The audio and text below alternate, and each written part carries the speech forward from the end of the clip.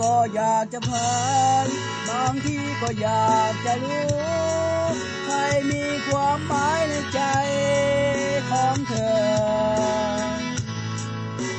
ใจน้องสังโหดหลายมองฉันอย่างเมินเฉยใครน้องใครเล่าจะอดท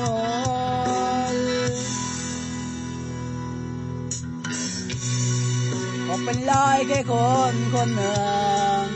ที่รักเธออย่างเปิดเผยไม่เคยไล่ลักกับเธอก็เป็นลายแค่คนคนหนึ่งจะรักไม่รักสร้างเธอให้สันงมง่ายต่อไป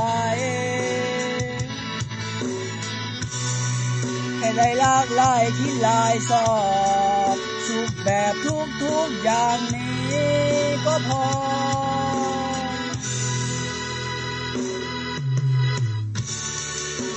นี่ตัวเราคงขายลังม้าเห่าเรือบินจนสิ้นใจยังไม่ลายหยุดไม่กวนใจมองไม่รักไม่บ้าอะไรคิดไล่พายเลี้ยวก็พอ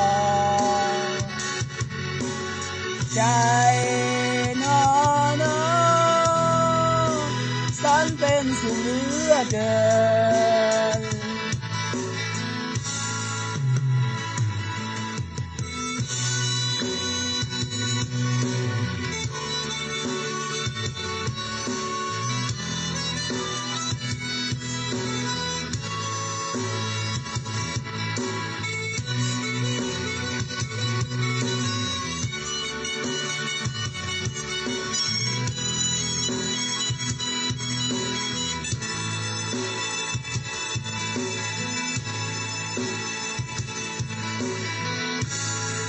สำลักความสุขจนล้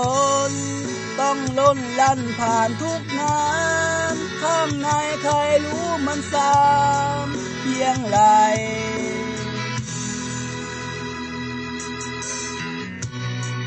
เมื่อลมพัดผ่านผิวบางๆสันบอนบ้าลมสวยพัดผ่านมาทางนี้สูบลมลองกลิ่นหอมจางๆที่เหลือใบก่อนจะเลือนหายไป